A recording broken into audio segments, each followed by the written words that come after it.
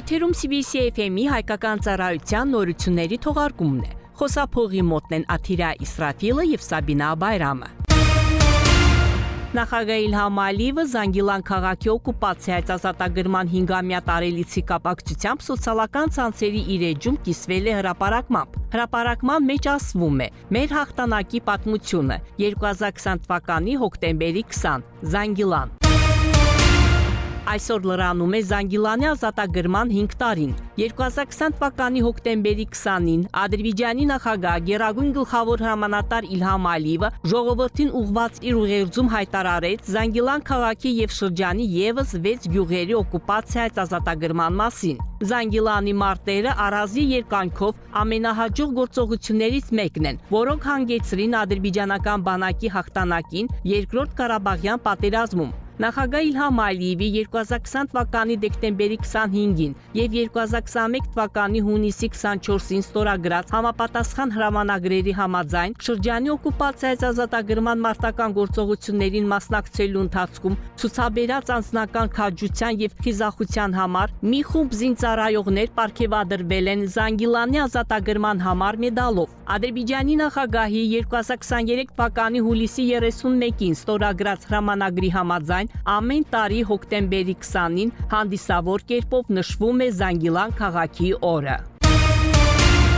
Հայաստանի եւ Ադրբեջանի խորհրդարանների խոսնակներ Ալեն Սիմոնյանի եւ Սահեբա Գաֆարովայի հանդիպումը կկայանա հոկտեմբերի 21-ին Ժենևում։ Միջխորհրդարանական միության 151-րդ վեհաժողովի շրջանակներում։ Այս մասին Հայաստանի խորհրդարանի խոսնակը հայտնել է սոցիալական ցանցերում։ Նա առաջիկա հանդիպումը կարևոր է անվանել վերջին իրադարձությունների լույսի ներքո, հաշվի առնելով օգոստոսի 8-ի Վաշինգտոնի պայմանավորվածությունները։ Աշխատանքային այցով Շվեյցարիայի համադաշնության Ժնև քաղաքում գտնվող Միլլի Միջլիսի խոսնակ Սահիբա Գաֆարովան միջխորհրդարանական միության 151-րդ վեհաժողովի շրջանակներում հանդիպել է կառույցի գլխավոր քարտուղար Մարտին Չունգոնգի հետ։ Հանդիպանը քննարկվել են Ադրբեջանի Միլլի Միջլիսի եւ միջխորհրդարանական միության միջև առկա եւ ապագա համագործակցության հարցերը։ Կողմերը գոհունակությամբ են հիշել նախորդ հանդիպումները եւ նշել, որ նման շփումները զգալի ներդրում են ունեցել կազմակերպության եւ մեր երկրների միջև հարաբերությունների զարգացման գործում։ Զրույցի ընթացքում գնահատվել է նաեւ նախագահ Իլհամ Ալիևի նախաձեռնությամբ ստեղծված Չմիավորման շարժման խորհրդարանական ցանցի գործունեությունը, ինչպես նաեւ բարձր են գնահատվել Ադրբեջանի Միլլի Միջլիսի նախագահության ներքո կազմակերպության ինստիտուցիոնալ զարգացման եւ միջազգային հեղինակության բարձրացման ուղղությամբ ձեռք բերված նվաճումները։ Ուզբեկիստանի Սամարղանդի շրջանում շարունակվում են Ադրբեջանի, Ղազախստանի, Ղրղստանի, Ուզբեկիստանի եւ Թաջիկստանի զինծառայողների մասնակցությամբ միասնության 2025 բազմազգ տարածաշրջանային զորավարժությունները։ 3 փուլից բաղկացած զորավարժություններում հաջողությամբ կատարվում են պետական սահմանի անվտանգության եւ պաշտպանության ամրապնդման, անօրինական զինված խմբավորումների որոնման, տեղայնացման եւ ոչնշացման խնդիրները։ Զորավարժություններում հիմնական ուշադրությունը կենտրոնացված է մասնակից երկրների ռազմական քանակակազմերի միջև փոխգործակցության կատարելագործման եւ համատեղ գործողություններ անցկացնելու կարողությունների եւ հմտությունների զարգացման վրա։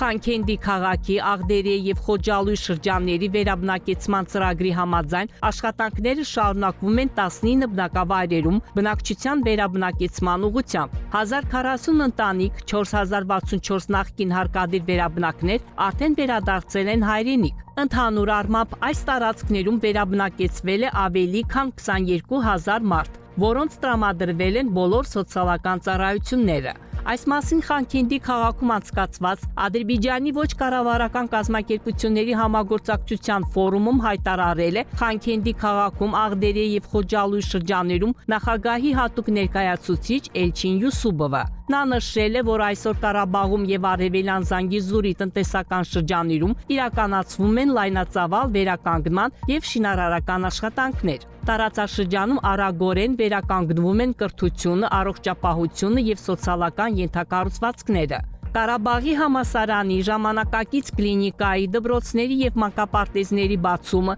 ձեռներեցության զարգացումը եւ նոր աշխատատեղերի ստեղծումը զգալի ներդրում են ունենում բնակչության կայուն բնակեցման գործում։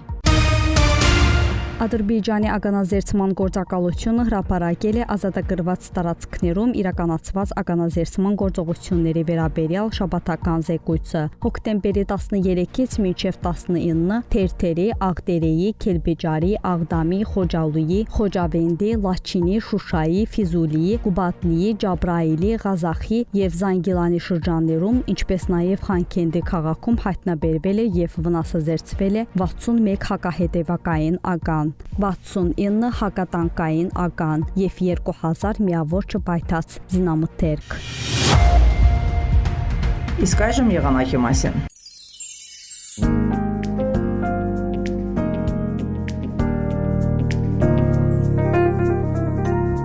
Բաքվում եւ Աբշերոնի թերակղզում սպասվում է փոփոխական անպամատչությամբ հիմնականում առանց ձեղումների եղանակ։ Հարավ-արևելյան քամին օրվա ընթացքում կփոխարինվի չափավոր հյուսիս-արևմտյան քամով։ Օդի ջերմաստիճանը գիշերը կլինի 14-17, ցերեկը 20-24 աստիճան տաքություն։ Ադրբեջանի շրջաններում սպասվում է հիմնականում առանց ձեղումների եղանակ, սակայն երեկոյան հյուսիսային եւ արևմտյան շրջաններում պարբերաբար անձրև կտեղա։ Որոշ տեղերում մառախուղ կլինի։ Արևմտյան քամին ժամանակ առ ժամանակ կուժեղանա։ Օդի ջերմաստիճանը գիշերը կլինի 11-16, ցերեկը 20-25, լեռներում գիշերը 2-7, ցերեկը 8-13 աստիճան տաքություն։ Շուշայում, Խոջալույում, Խոջավենդում, Խանքենդում սպասվում է 10-18, Աղդամում, Ֆիզուլիում 11-19, Ջաբրայիլում, Զանգիլանում, Գուբատնիում 12-20, Լաչինում եւ Քելբաջարում 6-15 աստիճան տաքություն։